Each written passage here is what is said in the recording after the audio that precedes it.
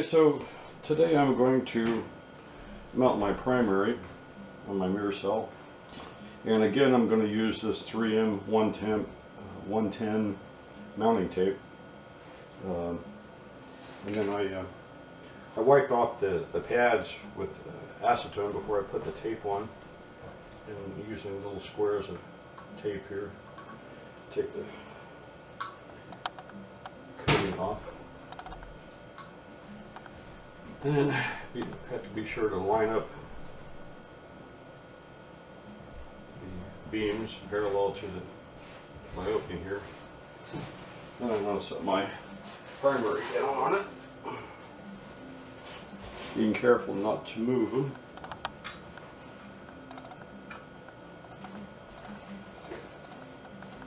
And check to make sure they didn't move. Good. I'm going to use some of this paper that comes with a coated mirror to press down, make sure it sticks good to the mirror, to the tape, and then that should be good. And I should be able to take that mirror and hold it upside down, and it's not going to ever come loose. Okay, that's done. So now I've got the box varnished. I got 3 coats of poly on it, and I painted the inside black. And note too that I put where I had drilled and tapped, I put in some brass 1/4-20 inserts in here. So now I'll put the mirror and cell in. It goes in this way.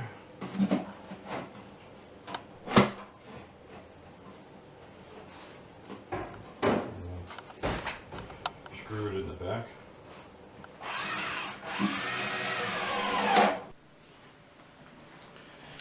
Now, one of the things I've got to do is to make an alignment screen, and which is nothing more than a piece of plexiglass.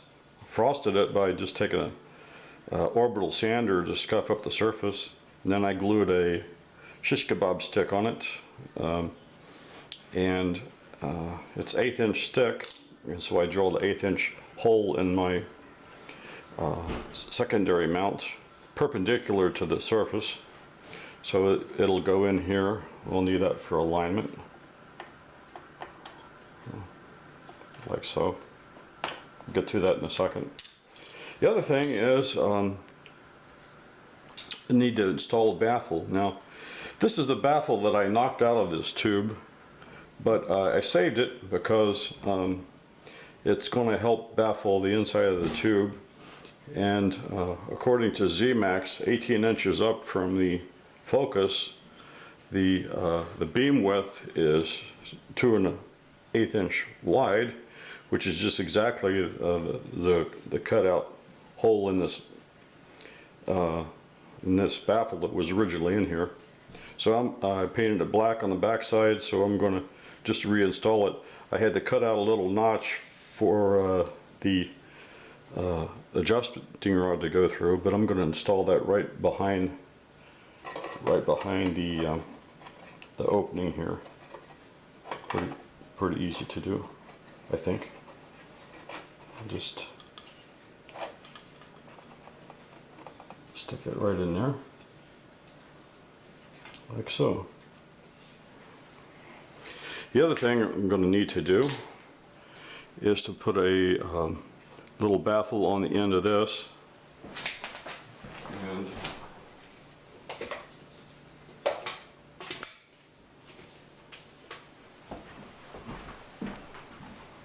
it'll be shaped maybe something like this.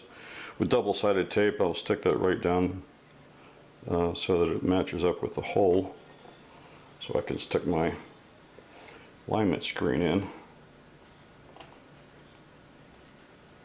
If I did it right. Let's do it this way.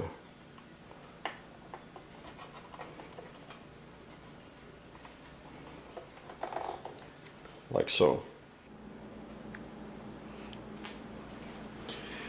Now, after I put this baffle in.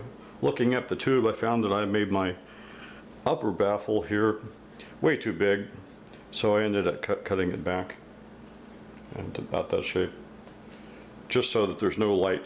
Looking up the tube, there's no stray light coming in from the side of the secondary. Another thing you want to do is check for the squareness of the lenses. And here I've got my laser in the back end here, and I'm looking at, you see two reflections there. Coming from one of the lenses. If I adjust the lens tilt, you can see them go by. So it's slightly off because they should come back right onto the laser. So I'll need to take this apart and tweak the rotation axis of the lens cell that I pushed in there so that the laser dots come back onto themselves.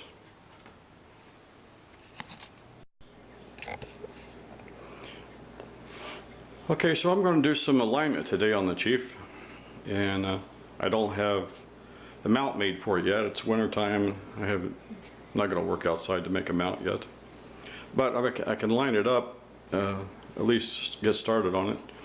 And so I have it set up in my living room here. I've got the simple laser collimator stuck in it, and the upper tube put on about where it's supposed to be placed. And first thing I want to do is check the secondary alignment.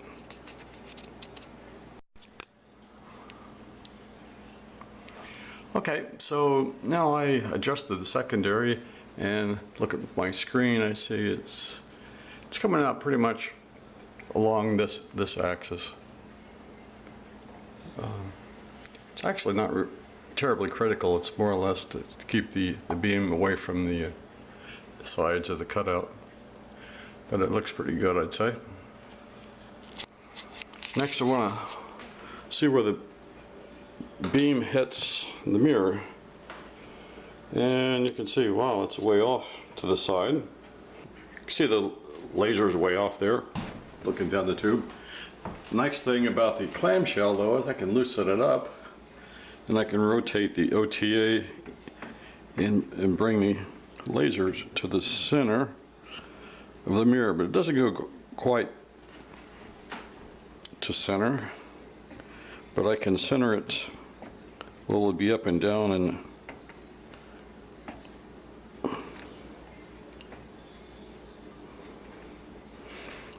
then I'll have to use the adjustment on the secondary to bring it sort of left and right in the image here.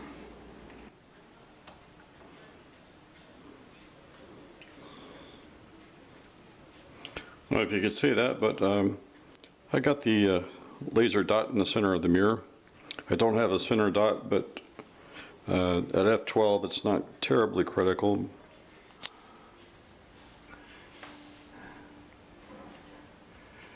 And the next thing to check is the primary adjustment, and it's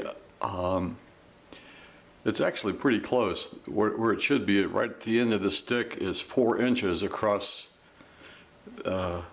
perpendicular from the secondary there. A little tweak in the primary will take care of that.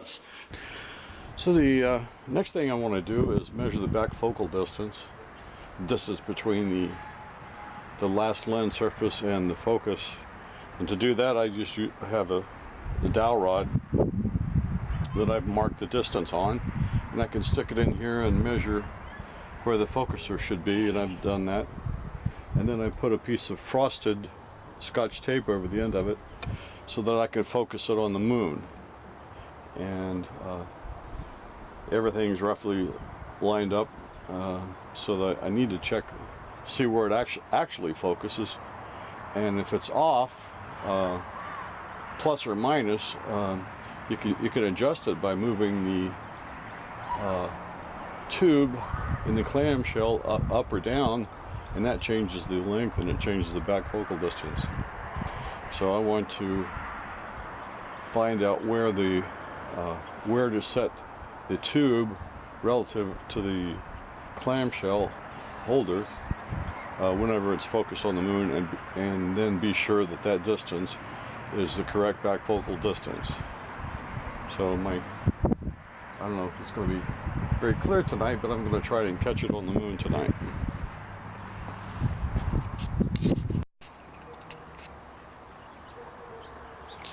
So I think I got pretty lucky. I found the moon, and it's approximately where it's supposed to be on the back focal length. It's a little bit fuzzy, so it's not quite accurate.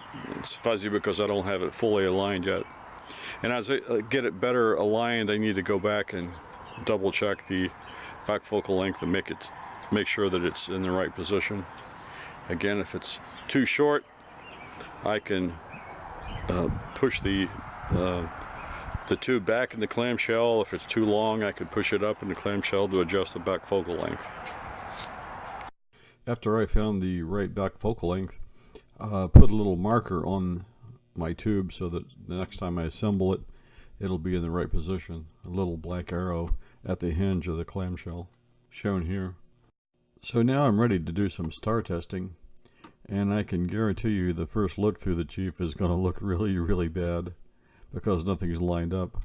I can't do videos of star testing, but I can show you some spot diagrams done in ZMAX. The spots on the top row is what a perfect Chief would look like in and out of focus.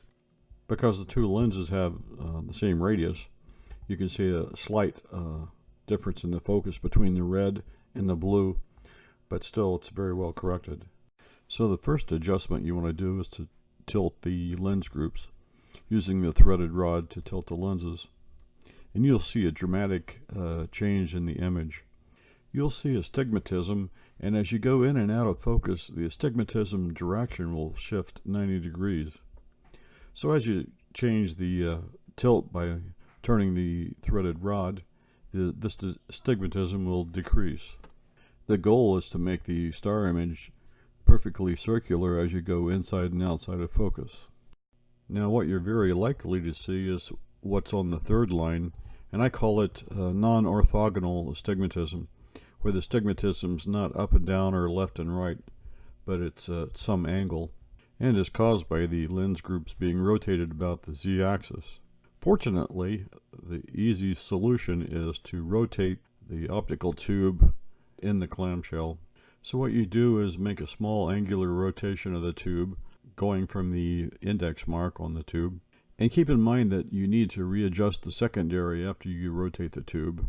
So now you go back and do the tilt adjustments again, and if the orthogonal astigmatism is worse, then you've gone the wrong direction, and if it gets better, keep going until you minimize the aberration. Remember that I said that the laser dot should fall on the alignment screen at the end of the stick, which is about 4 inches from the edge of the secondary, and this determines the primary tilt. If for some reason the primary tilt's wrong, then you'll see what's on the bottom line, which is mostly coma, and you never get a sharp image. So if you suspect the primary tilt's not right, then you can move the laser dot a little farther away or a little closer than the point on the alignment screen. And finally, if you get everything lined up and you see the star that looks like is red on one side and blue on the other side, you've got some axial prismatic color, like in this spot diagram. And the cure for that is to go back and change the Y centration on one of the lenses. When you look up the end of the tube and the star is red on the top and blue on the bottom with no diagonal, then you need to move the convex lens in the upward direction. Once you understand what these alignments do, then it'll become very easy for you to go through the setup and get it fully aligned. And then don't forget to go back and recheck the back focal length and adjust it if necessary. Now that winter's over, I can build the mount for this telescope. I had to find the center of gravity by setting the telescope box on a dowel rod and find the balance point in 3 different directions. I hope you've enjoyed this series on building the Chief telescope. Maybe it'll help convince some of you to build one.